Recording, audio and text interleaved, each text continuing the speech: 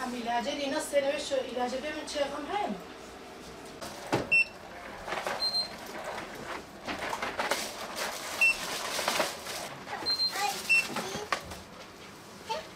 Bunlar oturuyor değil mi?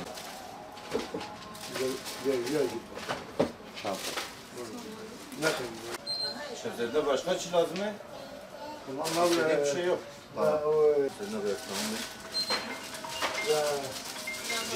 Doğru ilaç kullanımı hekimler tarafından belirtilen ölçülerde, belirtilen dozlarda kullanılması lazım. Belirtilen gün aralığında ve belirtilen doz aralığında kullanılmayan bütün ilaçlar ilacın tanımı gibi zehirlidir.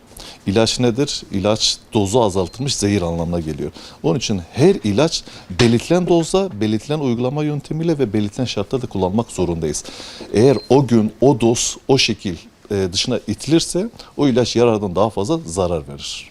İlaçlar tedavi süresi boyunca kullanmak zorundayız. İnsanlarımızın yaptığı en büyük hata şu: almış olduğu ilacı ikinci, üçüncü günden sonra ben iyileştim moduna girip ilacı maalesef kesiyorlar. Halbuki belli başlı antibiyotiklerden örnek verecek olursam, atıyorum 14 tablet olan 7 gün boyunca sabah akşam kullanmak lazım. Ama hastalarımızın çok büyük kısmı maalesef ikinci, üçüncü günden sonra o komplikasyonlar azaldığı yerde ilaç kesimini bırakıyor. İlacını kestiğin yerde de maalesef hastalık tekrardan nüksediyor.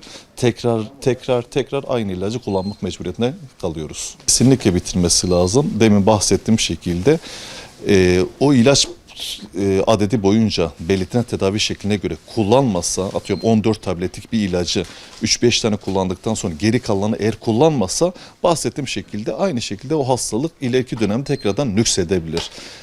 Bir haftalık tedavi 2 günde tedaviyle mümkün değildir. Onun için bir haftalık tedavi tam randımanla karşı kalmak istiyorsak 7 günlük tedavi tümüyle yapmamız lazım.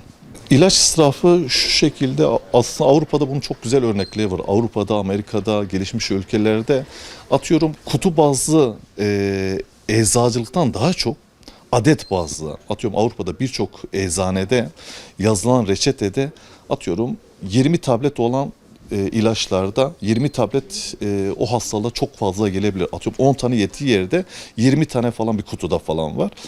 Avrupa'da atıyorum adet usulüne göre veriliyor. Ama Türkiye'de maalesef kutu bazında 20 tane, 30 tane olan tabletler.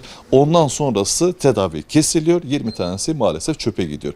Bir diğer şey, evde maalesef gerekli gereksiz o kadar çok fazla ilaç var ki insanlarımız gerekli gereksiz o kadar hekime başvuru falan oluyor ki her gittiği yerde de en az 3-5 ilaç falan götürür. Evde maalesef küçük bir mini eczane falan oluyor.